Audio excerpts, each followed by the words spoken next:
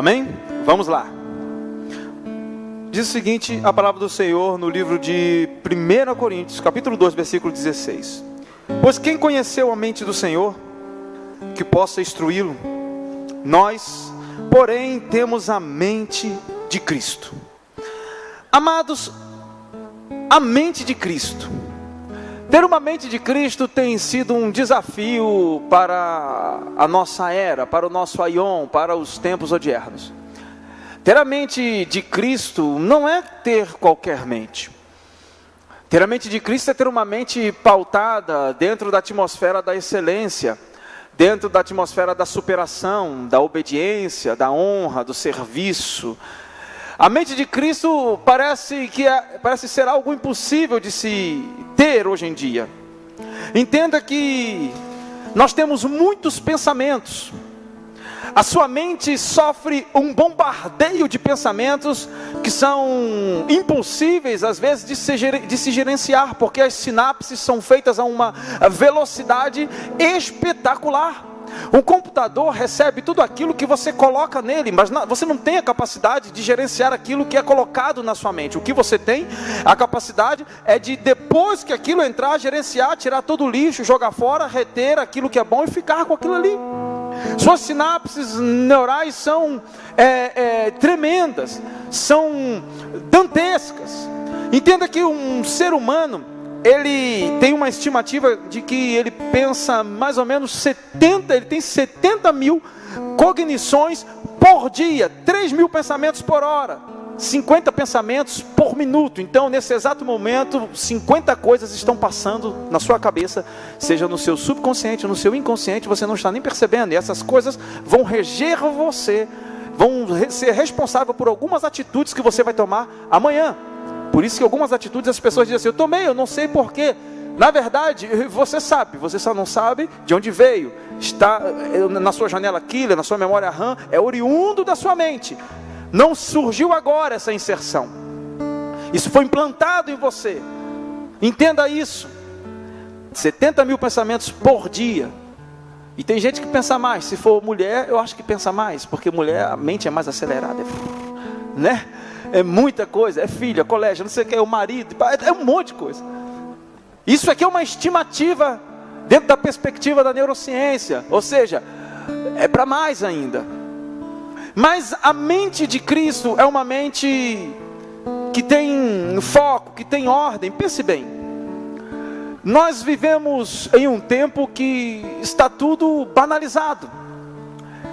Eu me lembro há um tempo atrás, há muito tempo atrás, eu já estou na casa dos 40, quando você queria fazer uma música romântica para alguém, você cantava aquele, né? Então vem, que nos seus braços esse amor é uma canção, eu não consigo te esquecer. Não é assim? Tem gente que suspirou apaixonado aí, não é assim? Depois de um tempo o negócio foi ficando esquisito. Depois de um tempo ficou um tal de rebolation para conquistar alguém. Rebolation, show. Depois você chegava para alguém e você ouvia as pessoas, eu quero tchu, eu quero tchá, eu quero tchu, tchá, tchá, tchu, tchá, tchá. Ou você quer tchu, ou você quer tchá. Que ambiguidade é essa? Uma confusão. Não é assim? Brincando, mas só para você entender. Se quiser sentar, Lucas, fica à vontade. Só para você entender a desordem, a desevolução que nós estamos passando, que nós estamos surgindo. E as mulheres que deveriam ser tão prezadas, elas começaram a ser chamadas na década de 2000, depois de 1999 para 2000, de cachorras, que eram só as cachorras. Depois elas ficaram engaioladas. E depois elas ficaram enjauladas, porque de cachorras evoluíram para tigresas, e das tigresas foram engaioladas. Então houve uma desvalorização do ser, a coisificação. E a mente vai assimilando isso de forma natural. É natural, está tranquilo. Hoje já não são mais cachorras, já não são mais cadelas, já não são mais cachorras, já não são mais chuchucas. Hoje já são cadelas novinhas, vem que vem, e é vral para lá e vral para cá. Há uma indecência generalizada, e a gente olha como se tudo fosse normal. Entenda, e nós vamos adquirindo uma mente baixa, uma mente que não é do alto, uma mente, porque a gente vai se acostumando a adquirir uma mente que é do alto, não está em conformidade com essas coisas. Pense bem, analise comigo o que o apóstolo Paulo diz no livro de Romanos, no capítulo 12, ele diz o seguinte: não vos conformeis com este mundo, mas transformai-vos. Quando ele diz, não vos conformeis, não vos entreis na forma, não entre na forma, mas seja transformado pela renovação do vosso entendimento. Ou seja, aquilo que acontece dentro de você vai influenciar em toda a atmosfera ao seu redor. É isso que ele está falando, que o evangelho é uma cultura que anda nessa, é uma contracultura que anda, me perdoa, o evangelho é uma cultura que anda na contramão da cultura do mundo. É uma cultura que anda na mão contrária daquilo que os outros estão achando normal. Nós, tendo como cerne, como bússola, como norte, a palavra do Senhor dizendo: olha, nós temos a mente de Cristo. E será que temos a mente de Cristo realmente? Porque quem conheceu a mente do Senhor para que possa instruí-lo? Mas nós temos a mente de Cristo. Entenda, a mente de Cristo é uma mente que vê o futuro. Entenda que João, enquanto estava preso na ilha de Patmos, Deus abriu o céu para João, e João viu o futuro. João viu as coisas que estavam acontecendo nesse exato momento. Ele viu a igreja de Sardes, a igreja de Pérgamo, a igreja de Laodiceia e de Tiatira. Ele viu a igreja de Éfeso. Ele viu o futuro. Ele estava preso, ele estava condenado, ele estava talvez com os seus dias contados, e ele não morreu ali por algum castigo ou por martírio, mas ele morreu de velhice. Mas naturalmente todos que iam para aquela ilha morriam por alguma praga, morreu de pneumonia, morreu de frio, mas ele morreu de velhice. Ele estava com seus dias contados, mas ele teve uma visão do alto, ele teve uma visão do futuro. A mente de Cristo enxerga além. O que Deus está nos falando é: cadê os novos professores que vão influenciar a nação, fazendo com que os filhos que estão nascendo agora, de pais e mães evangélicos, ou de pais e mães que não são evangélicos, e vão influenciar através de um ensino renovador, de um ensino de perdão, de um ensino de ser rancor? Não vai ser um ensino generalizado, tendencioso, faccioso, um ensino sectário, separatista, um ensino partidário. O que Deus está falando é que nós precisamos enxergar no futuro. Cadê quem mexe com automação digital para inventar aplicativos que vão mudar a história dessa nação? Aplicativos evangélicos, olha, plataformas como Netflix de filme gospel, porque a gente vai deixando com que tudo aconteça. E as coisas vão acontecendo, e depois a gente é muito bom em reclamar, mas a gente é péssimo em transformar. Sabe por quê? Porque transformar dá trabalho. Cadê os homens de Deus que vão entrar no Senado para fazer a diferença? A mente de Cristo é uma mente que enxerga longe. Sabe por que ninguém pôde deter José? O que José era? José era o que no Egito? Governador. Não é José do Egito, é José no Egito. José era governador no Egito. Ei, ore pelos políticos e pelos governadores, pelos senadores, pelos deputados que Deus está levantando nessas eleições e nas que virão. Ore, porque homens de Deus estão lá dentro, sim. Pare de dar legalidade ao diabo para a política. Pare com isso. Nós temos Neemias, um grande restaurador, o governador de Jerusalém. Daniel, que imperou sobre 5 dinastias. Passou Dario, passou Nabucodonosor, passou Beltesazar, e Daniel ficou lá na Babilônia sem se corromper. Então tem como sim Comece a ter um olhar positivo, comece a ter um olhar de fé, porque grandes coisas estão para acontecer na nossa nação, nesses 3 anos que estão por vir. Escuta o que eu estou te falando, dentro de um ambiente profético, e você pode fazer parte disso, orando, intercedendo, enviando, apoiando. Eu não estou aqui fazendo politicagem não, o que eu estou dizendo é, que se os lugares antes ocupados por aqueles que têm pensamentos malignos, forem agora ocupados por quem tem a mente de Cristo, muita coisa vai mudar sobre a nossa nação. É isso que eu estou falando. Quando você é preso e a sua mente é livre, e você tem a mente de Cristo, não importa onde você esteja, não importa. Sabe o que acontece? Você governa aonde você estiver. Entenda algo: para que a gente alcance lugares altos, a primeira coisa que eu preciso entender é que lugares altos jamais serão alcançados por pessoas sentimentais. Sentimentalistas jamais serão realizadores. Pessoas sentimentais, elas não alcançam os lugares altos. A mente de Cristo não era uma mente sentimental. Jesus chega para a viúva de Naim, o filho morreu, e ele diz: não chores. Como é que você vai dizer para uma mulher que perdeu o seu único filho, e ainda era viúva, e ele diz para ela: não chores? Jesus chega para Jairo, na casa de Jairo, e diz: ei, não chore, a menina dorme. Olha os sentimentalistas. Quando Jesus chegou, estava todo mundo chorando. Ou melhor, chorando. Eram pagos, era carpinteiro. Aí daqui a pouco ele fala: não chore, é todo mundo. Começou a rir. Sentimentalista é assim: uma hora chora, outra hora ri. Aquele pessoal que estava chorando na porta de Jairo eram carpideiros. O que eram os carpideiros? Eram pessoas que eram pagas para chorar.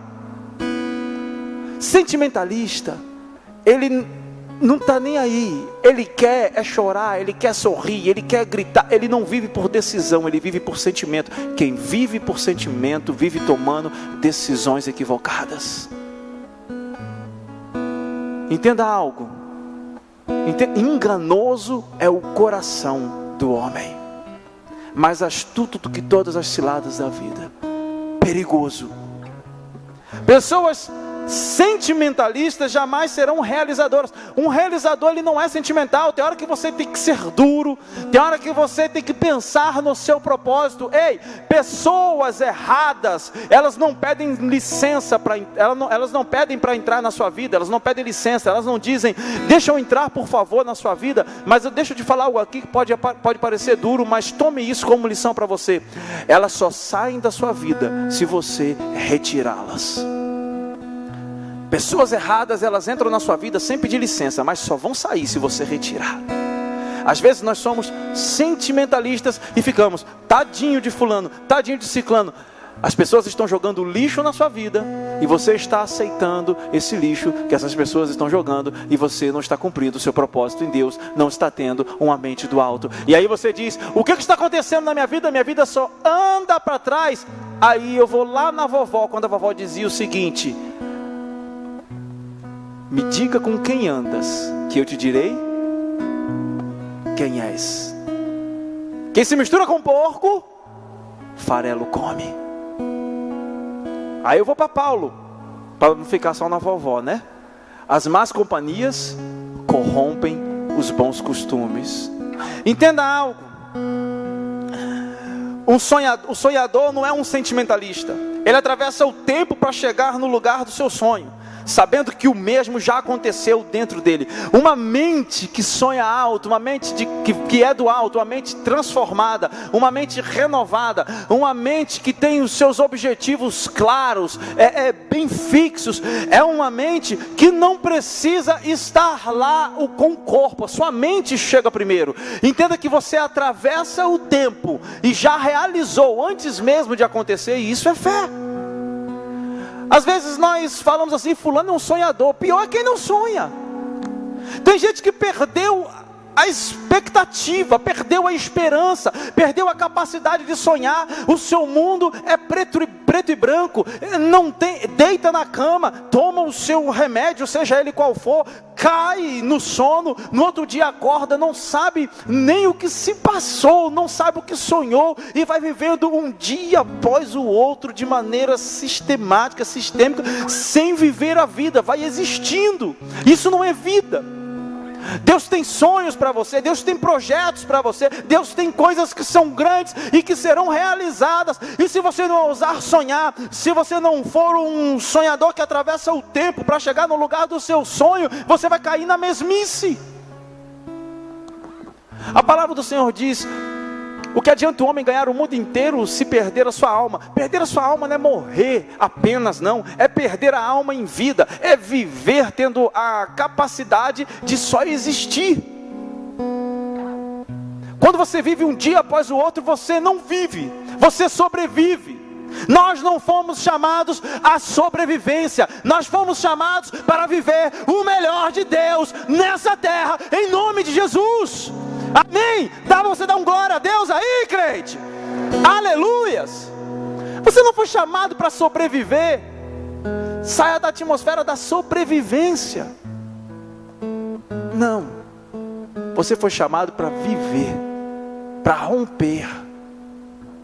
Mas você tem que ter a mente de Cristo. Você tem que ter a mente de Cristo. Uma mente transformada é uma mente sonhadora e realizadora. Você não chega onde sua mão toca, mas sim onde a sua mente chegou primeiro. Quando foram vender o terreno para o Walt Disney, ele disse: não, aqui não, é muito perto da estrada. Não, mas tem que ser aqui. Não, mas se você quer fazer um parque do jeito que você quer fazer, tem que ser aqui. Aí ele, não. Ele viajou mais de 300 quilômetros para dentro. E no dia da inauguração ele estava morto. E o repórter diz, falando para a esposa dele: pena que o Walt Disney não está aqui para ver o seu maior projeto. E ela falou: você que pensa, ele viu antes de ser concluído. Ele já viu tudo isso aqui. Quando a fábrica de Edison, Thomas Edison, pegou fogo, o empresário disse: Thomas Edison, eu vou te ajudar, não tem problema, vamos reconstruir a fábrica. E Thomas Edison disse: mas eu perdi tudo, eu perdi todos os meus planos, eu perdi todos os meus projetos nessa fábrica, eu perdi tudo. E o empresário disse: Edison, você não perdeu nada, porque tudo que você tem está dentro de você. Está dentro de você. Irmãos, você tem o Espírito Santo que habita dentro de você. O Deus de toda a criação e de toda a criatividade habita dentro de você com ideias maravilhosas. Eu não dormi essa noite. Essa noite eu fiquei explodindo com essas frases aqui foram eu que o Espírito Santo foi me dando e eu fui colocando, porque às vezes a gente coloca frases de algum escritor e tal, e foi explodindo, 7 horas da manhã eu estava na frente do computador e o Espírito Santo falando: é isso, é aquilo, saí de tarde e voltei até as 5 da tarde de novo. Irmãos, o Espírito Santo só precisa de alguém disponível e disposto para poder usar. Tem gente que é disponível, mas não está disposto. Tem gente que está disposto, mas não é disponível. Você precisa ser disponível e disposto e dizer: Rinene Adonai, eis-me aqui, Senhor, me usa. E se prepara, porque Ele vai te usar com força, como diz aqui no Ceará, com gosto de gás. É desse jeito. A segunda coisa que eu aprendo é que para eu ter uma mente transformada, é descobrir os desígnios de Deus, é ser maior do que suas adversidades. Não é o que acontece fora, mas sim dentro de você, que fará toda a diferença. Amados, o maior visionário que pisou nessa terra, Jesus Cristo, preste atenção. Quando ele estava no domingo da Páscoa, ele estava vendo o dia de Pentecostes. No domingo da ressurreição ele diz: chama os discípulos e chama a Pedro. E quando Pedro vem, se reconcilia com Cristo, porque tinha pecado. Logo após, um tempo depois, Pedro prega e milhares de vidas aceitam a Jesus. Entenda, enquanto o seu corpo estava no domingo da Páscoa, a sua mente estava 50 dias depois em Pentecostes. A palavra Pentecostes veio do grego pentecoto, que é 50. Pentecostes significa 50. 50 dias após a Páscoa, Jesus estava lá na frente. Entenda que uma mente transformada, ela descobre desígnios. Ela entende que tudo que está acontecendo fora não vai fazer a diferença se o que está dentro permanece inabalável. Por isso que o apóstolo Paulo diz: olha, eu estou até caído, mas eu não fico prostrado, eu me levanto diante de Deus. Quando Deus diz: Ezequiel, levanta-te, põe-te de pé, que eu falarei contigo. Josué, levanta-te, não tema, eu não te mandei eu, tem de bom ânimo. Entenda que você não pode ficar caído pelas coisas que acontecem do lado de fora, porque eu errei, porque eu falhei, porque me traíram, porque falharam comigo, porque falaram mal de mim, porque não aconteceu aquilo que eu esperava, porque eu me frustrei, eu tentei, cheguei até a metade e não consegui. Ei, para com isso. Se você chegou até metade, ótimo, você já saiu do ponto onde você estava, você já saiu da inércia. Se você chegou até a metade, beleza, você está na metade do caminho. Pegue fôlego e continue. Continue. Esses dias a gente estava num grupo de casais, falando sobre os tropeços da vida e tal, e todo mundo abrindo o coração e começando a chorar, e foi um momento muito gostoso ali, na última aula do curso de casais, e uma pessoa falou sobre uma corrida, em que todos saíram, uma corrida de obstáculos, e o rapaz começou a tropeçar nos obstáculos desde o começo, e ele caía, tropeçava e levantava, caía, tropeçava, levantava, tropeçava, caía e levantava. Eu sei que todas as câmeras se voltaram para ele, ninguém nem sabe quem ganhou aquela corrida, porque a atração foi a perseverança dele. Ele não desistiu, ele concluiu a corrida, ele chegou na linha de chegada, ele conseguiu chegar por último, mas ele chegou, ele não desistiu, ele não disse: chega, eu vou ficar aqui, não é para mim. Ele tropeçou 100 vezes, mas ele se levantou e avançou, e ele conseguiu atravessar a linha de chegada. A opção é sua: ficar caído quando alguma coisa acontece, ou se levantar, passar um metiolate espiritual no joelho e dizer: eu vou tentar de novo. Aleluias. Entenda isso. Uma mente transformada, ela não é guiada por aquilo que acontece fora. Uma mente transformada, ela tem a bússola dentro dela. O norte é aqui. Está tudo dando errado do lado de fora. Paulo no navio, com um monte de gente, o Euraquilão vem, dá com o navio nas rochas, quebra tudo. Aí Paulo diz: não temas, está tudo sob ordem. Olha a ousadia de Paulo. O navio está despedaçando, irmão Júnior, está tudo sobre ordem.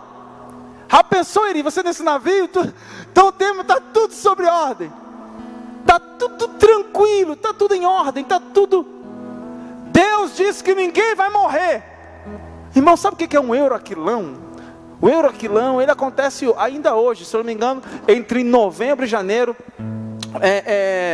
na costa da Grécia, nas ilhas, ali perto da ilha de Malta, onde Paulo sofreu um dos seus naufrágios, porque ele sofreu pelo menos 2 a 3 naufrágios.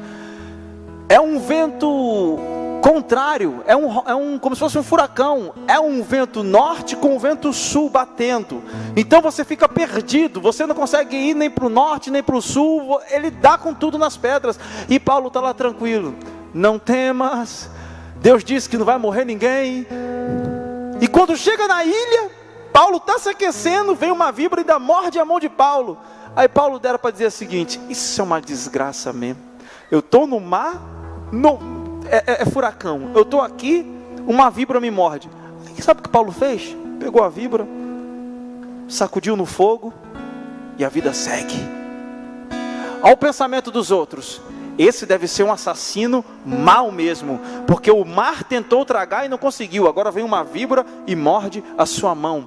Pensamento pessimista. Quando nós somos guiados por pensamentos pessimistas, nós não saímos do lugar. Sabe o que aconteceu? Paulo saiu daquela ilha abastardo. Paulo entrou como escravo no navio, saiu dali como comandante, porque ele entrou como escravo, e daqui a pouco ele disse: não temas, Deus me deu a vida de vocês todos, agora eu que estou no comando. Uma mente que é do alto, não importa onde está, não importa os euroquilões que acontecem à sua volta, ele diz: eu não vou temer.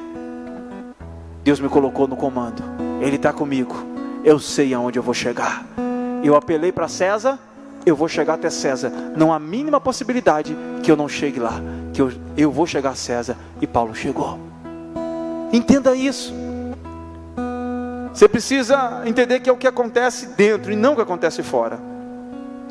Entenda, se o seu propósito não for maior do que suas adversidades, o seu propósito é apenas uma vontade humana e não um chamado divino. Já pensou se João, Apocalipse 1, 9 diante, ou 2, 9 diante, dissesse: eu estou em Patmos, agora tem uma voz dizendo: João, sobe que eu te revelarei as coisas, olha aqui para mim, que eu te revelarei as coisas que há de acontecer. Eu vou nada, eu já estou para morrer aqui, já sofri, eu já estou velho, todos os outros já morreram, Pedro já morreu de cabeça para baixo, Tiago já foi flechado, cortado ao meio, escalpelado, o outro já foi decapitado, o outro já foi banhado em óleo quente. Eu quero saber nada, eu vou ficar quieto no meu canto, que até agora ninguém conseguiu fazer nada contra mim, só me prender. Eu não quero papo com o Senhor. Primeiro, está me chamando? É uma visão que o Senhor tem para mim? É algo que é do alto, que é maravilhoso, que é sobre as eras que estão por vir? Então peraí, que eu vou. E João foi escrevendo. Entenda isso, irmão. Quando você está disposto, quando você está disponível, e quando você entende que o seu propósito é maior do que as suas adversidades, irmão, não tem quem possa te parar. Agora, se alguém ou alguma coisa te para, é porque o que te movia era aquilo ali. Entenda, aquilo que te move é aquilo que te para. Se Deus te move, só Ele pode te parar. Se for o dinheiro que te move, quando o dinheiro acaba, você para. Agora, se não for o dinheiro que te move, o dinheiro pode acabar e você continua, porque você não adora o dinheiro, você adora o Senhor. É Ele que te dá força, é Ele que te faz ir além, Ele é o teu combustível. Irmão, nós quando viemos para esse prédio aqui, nós só tínhamos um aluguel. Um aluguel só, que era um dinheiro que uma pessoa deu, porque a igreja nem gerava esse recurso. Mas eu falei: Senhor, se o Senhor nos trouxe para cá, o Senhor não vai nos deixar envergonhados. Não é o dinheiro que nos move, e não vai ser o dinheiro que vai nos parar. E até hoje o Senhor tem nos honrado. Ministério não se move debaixo de dinheiro, se move debaixo da mão, da vontade soberana do Senhor. Você pode aplaudir o Senhor. Entende isso? O seu propósito tem que ser maior do que as suas adversidades. A gente quer parar, porque alguma coisa está acontecendo de ruim na nossa vida, a gente quer parar. E entenda que propósito não é apenas tocar na igreja, cantar. Tudo que você for fazer é um propósito. Se você é gerente, Deus te chamou para ser gerente, e Deus me chamou para ser pastor. Amém? Deus chamou você para ser vendedora ou vendedor, e Deus me chamou para ser pastor. Amém? Não foi Deus que chamou? Quem chamou você? Não foi Deus? Quem me chamou? Não foi Deus? Qual é o mais nobre? Todos os dois foram chamados por Deus. Importa é a maneira que você se porta no lugar aonde Deus te chamou. Entenda isso.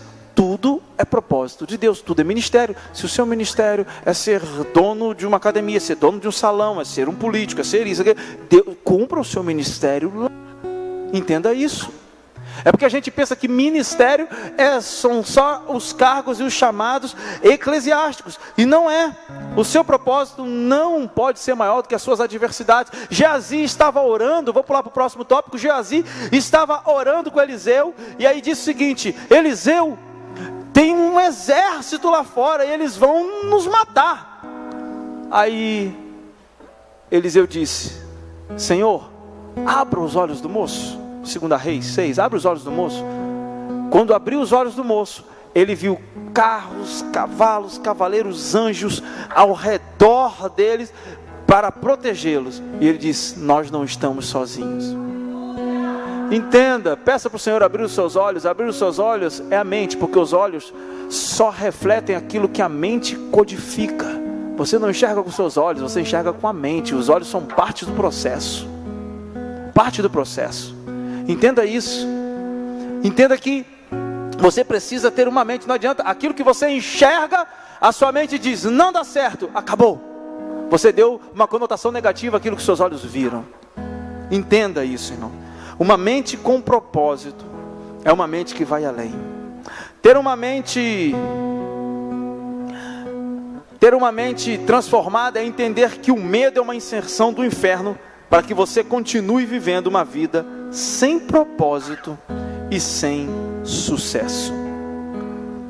Sabe o que é a inserção do inferno? A nossa luta, no livro de Efésios, no capítulo 6, diz que a nossa luta não é contra a carne e nem contra o... Não é contra a carne nem contra o... Mas é contra o quê? Hostes, principados e potestades. São contra todas essas inserções malignas. Enquanto você está dormindo, nós falamos aqui, você tem não sei quantos mil pensamentos por dia. A estimativa é de 70 mil num dia para mais. Você tem, e durante a noite, quando você está dormindo, não pense que os espíritos buzinadores descansam. O inferno não descansa. O diabo não descansa. O diabo não dorme. O espírito não dorme.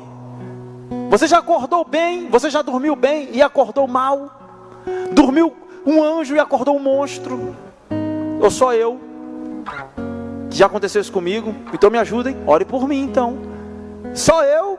Às vezes a gente dorme mal, dorme bem, acorda mal. Sabe aquela coisa ruim? Sabe, negócio assim, pensando nas besteiras. Não, inserções malignas. Pensamentos que são colocados dentro de você. Às vezes você está tranquilo, de repente, pum, está pensando algo que não deve. De onde vem? Entenda isso, que ter uma mente transformada é entender que esse medo que é colocado dentro de você é uma inserção maligna. Augusto Cury diz que nós nascemos com poucas fobias, poucos medos. Talvez só o medo de altura. O resto é introduzido pelos nossos pais, pelos nossos parentes. Nós nascemos com um senso de proteção apenas, e o medo de altura está incluído neles. O resto, que é medo que nós temos, foi tudo introduzido.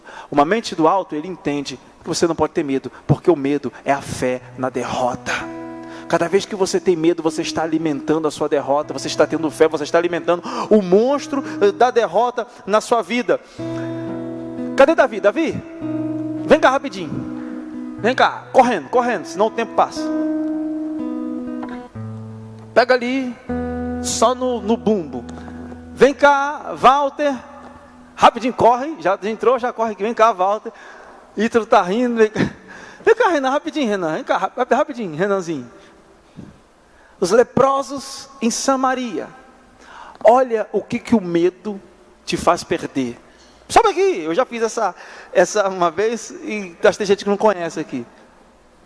Preste atenção. Samaria havia fome. Fome em Samaria. Fome.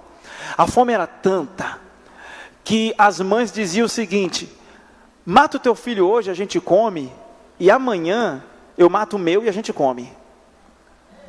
Era isso que acontecia, porque Samaria ficou sitiada. Eles ficaram sem poder sair para poder comer, buscar comida. E os assírios estavam em volta. E nisso tinha um arraial dos leprosos. Os leprosos não podiam ficar na cidade, os leprosos tinham que ficar longe. A fome era tanta em Samaria que eles comiam cabeça de jumento com cocô de pombo. Isso era o que eles comiam lá. Só para você ter ideia.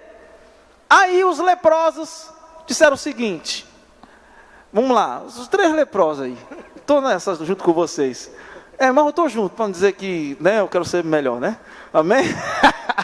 Aí disseram o seguinte: rapaz, vamos no arraial dos sírios. Os sírios estão tão silenciosos, vamos lá, deve ter comida, porque os sírios estavam sitiando Samaria para que Samaria se entregasse. E Eliseu disse: amanhã essa hora tem prosperidade, amanhã essa hora está tudo certo. E o capitão do rei não acreditou. Aí os sírios disseram, os leprosos disseram: vamos lá no arraial dos sírios. Sabe o que é os leprosos? Saírem do seu lugar para ir para um arraial dos sírios é dizer o seguinte: nós vamos morrer e não tem nem chance da gente sair, mas a gente morre de barriga cheia, mas a gente vai. A gente morre de barriga cheia, mas a gente vai. E leproso não podia andar no meio nem do povo deles, quanto mais do povo inimigo. Não podia. Quando o leproso andava na cidade e dizia: lepra, lepra, lepra, lepra, lepra, lepra, todo mundo afastava para ele poder andar. Aí foram os leprosos. Escuta, são os leprosos, tranquilo aí, vamos lá, dá a mão aqui. Quando a gente der um passo, você dá um estrondo aí, brum. Foram os leprosos. Os leprosos foram andando, sincronizado, amém? Vamos lá, direito, como foi o ensaio, os leprosos.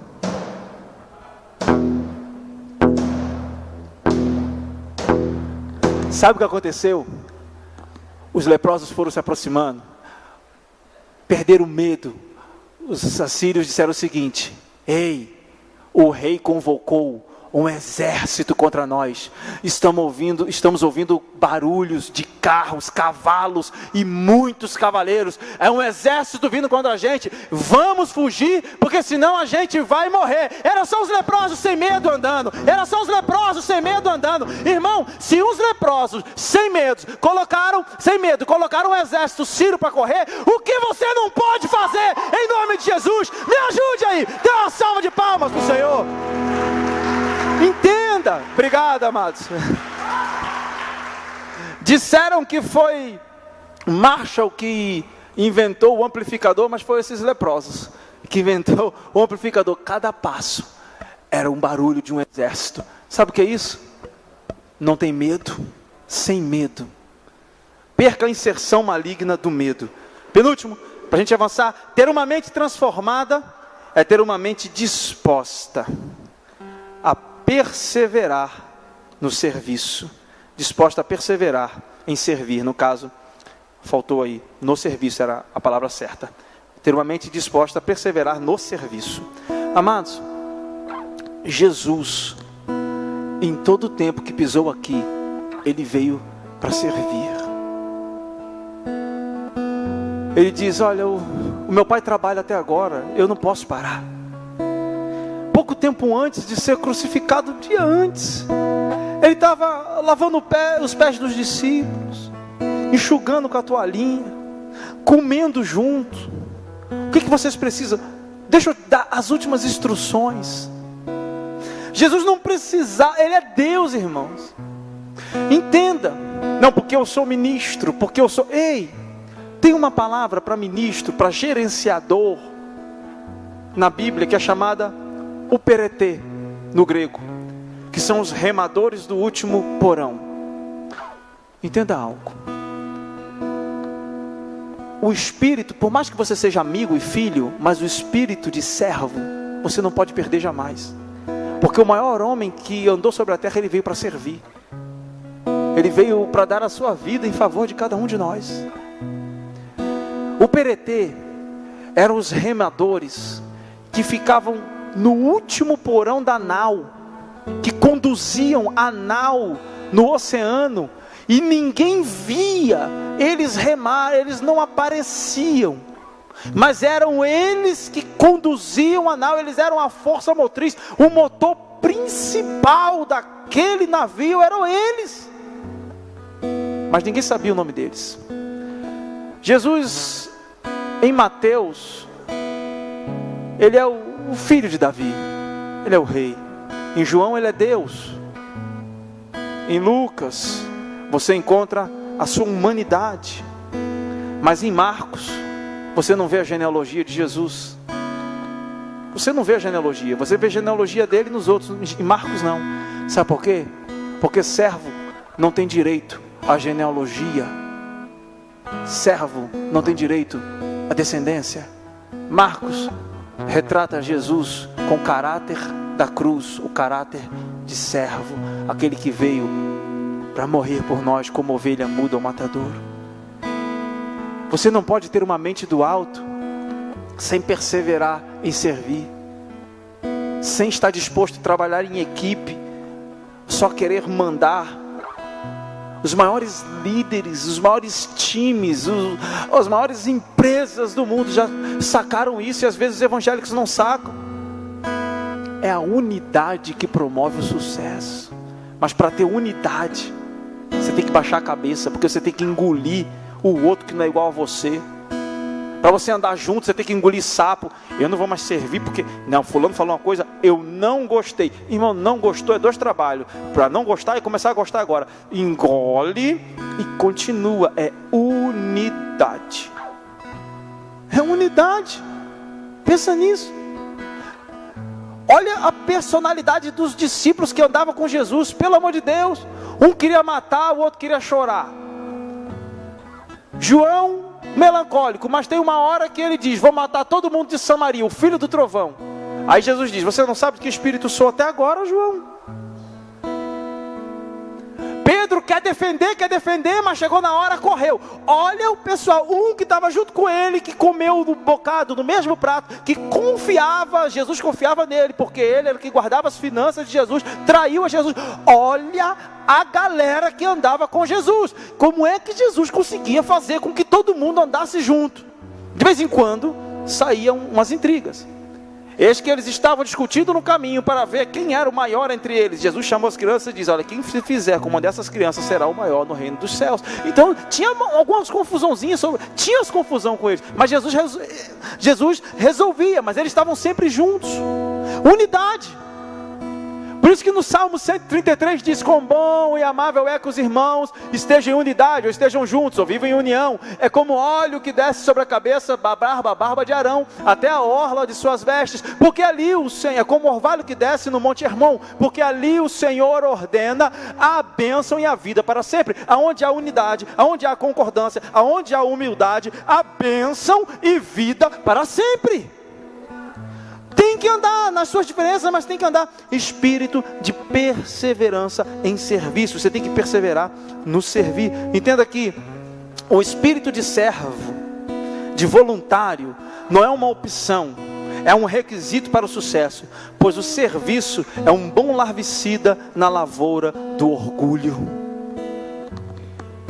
Cada vez que você serve, é um larvicida na lavoura do seu orgulho, dizendo: eu não sou o bambambam. Não, eu estou servindo. Eu estou servindo. Serviço é um dos ministérios mais fantásticos que alguém pode receber, o voluntariado. E por último, uma mente transformada é uma mente disposta a praticar sempre o princípio da honra. No nosso país, a honra não é praticada. Nós não sabemos o que, nós não temos esse princípio, esse costume do princípio da honra. Aqui há o princípio do interesse, do suborno, mas a honra precisa ser praticada. Irmãos, às vezes a gente olha um chinês, um oriental, e no túmulo do seu parente, e botar lá uma flor, botar lá um negocinho que eles colocam, e a gente pensa que é idolatria. O irmão Paul Yun fala muito sobre isso. Aí ele está honrando a memória daquele que guardou a sua vida, que ensinou tudo o que ele aprendeu para que ele seja o homem que ele é hoje. O princípio da honra, ele é tão forte no Oriente Médio, que a última coisa que eles querem na vida deles é decepcionar o pai e a mãe. Por isso que quando um deles chega a aceitar a Cristo, é mais forte do que tudo, porque eles renegam toda essa cultura por amor a Cristo. Olha só, entenda que todos se curvam mediante o imperador no Japão.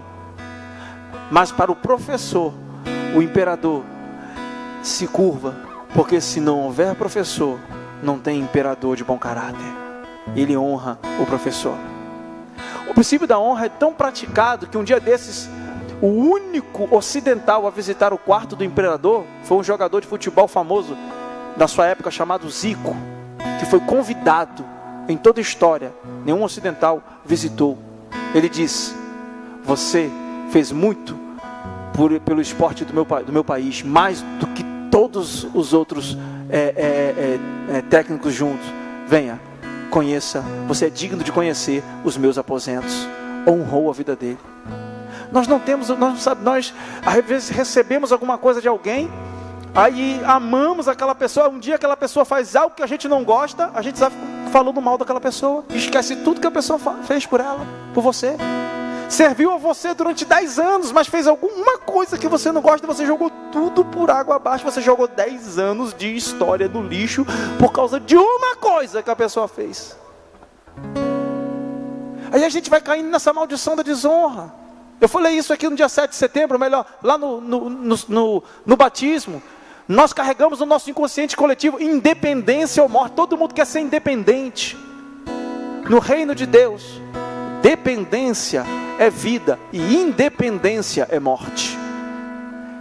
A gente era um país preso à monarquia e nós não queremos saber de reino. Por isso que é difícil para o brasileiro entender a mentalidade do reino, porque quando gera reino, não, o reino, meu irmão, não é opressão, o reino é liberdade. O reino não é a monarquia pegando todos os seus filhos, pegando todas as suas terras, não, esse é o império das trevas. O reino de Deus é justiça, paz e alegria no Espírito Santo, diz a palavra do Senhor. Finalizando, 3 princípios sobre a honra. Assim como a desonra é um machado que corta a corda e traz a bênção de Deus, para a minha vida, a honra é o imã de atração para o sucesso em minha vida. Entenda que a desonra, ela é um machado que corta a bênção de Deus para a sua vida. E a honra é o imã que atrai a bênção de Deus para a sua vida. Entenda que tudo aquilo que eu estou disposto a honrar é tudo aquilo que eu vou atrair para a minha vida. A unção que você honra é a unção que vem sobre a sua vida. Aquilo que você honra é aquilo que você recebe. Aquilo que você honra é aquilo que você recebe. Amados, Davi foi escolhido por Deus, mas precisou um profeta sair do seu lugar, colocar a mão e óleo sobre a sua cabeça e ungir ele rei. Deus pode falar o que for a você, mas você só terá legitimidade quando um homem vier e concluir o processo. Entenda. Por isso que aquela frase, eu não sirvo a homens, eu sirvo a Deus, é do diabo. Porque se você não serve a Deus que você não vê, você não pode servir a um... Se você não serve ao homem que você vê, você não pode servir a Deus que você não vê. Entenda que Davi foi contado entre os profetas. Davi foi chamado profeta porque ele foi honrado. Ele honrou a vida de Samuel. Samuel me reconheceu, agora no tempo certo eu vou assumir. Ele foi chamado por Deus, mas não tinha legitimidade. Não tinha. Ele tinha apenas uma palavra, mas não tinha legitimidade. Legitimidade traz autoridade. Quando Samuel colocou a sua mão, jogou óleo sobre a sua cabeça e ungiu, ali Davi teve legitimidade. A unção de Samuel, de profeta, veio sobre a vida de Davi. Davi não foi somente rei, Davi foi profeta também. A unção que você honra é a unção que você atrai. Entenda isso. Isso é muito forte, porque nós às vezes somos muito rebeldes. Meu negócio é com Deus. Para com isso, irmão. Deus colocou homens aqui na terra. Romanos capítulo 13. Toda autoridade é constituída por Deus. Honre cada uma delas, em nome de Jesus. Uma mente transformada é uma mente disposta a honrar. É uma mente que vai transformar à sua volta tudo aquilo que acontece de ruim, ou tudo aquilo que está tentando te afundar. Pense nisso, em nome de Jesus. Se coloque de pé e aplaude o Senhor. Aleluias. Aleluias. Eu gostaria de orar por você rapidamente. E gostaria que você viesse aqui à frente. Nós tivemos alguns testemunhos de curas de enfermidades. E eu creio que mediante as palavras lançadas, se alguém enfermo aqui ou com algum outro problema de outra ordem, eu creio que em nome de Jesus, vai ser sanado. Nós estamos em um ambiente onde nós fomos ministrados sobre honra, serviço, sobre ousadia. E é o momento de você usar a sua ousadia em Cristo agora. Se apresente a Ele com ousadia. Então, rápido, eu gostaria de orar sobre a sua vida. Gostaria de orar por você. E talvez você não esteja enfermo, mas a sua mãe, ou um familiar, a gente às vezes é egoísta, pensa só na gente. Venha representá-lo e interceder pela vida dele em unidade. Lembra o que eu falei? Em unidade. Amém? A unidade atrai a bênção e a vida para sempre. Mas venha rápido, para que a gente possa estar orando. Tu és o Rei, ninguém pode mudar. Aleluia. És o leão da tribo de Judá.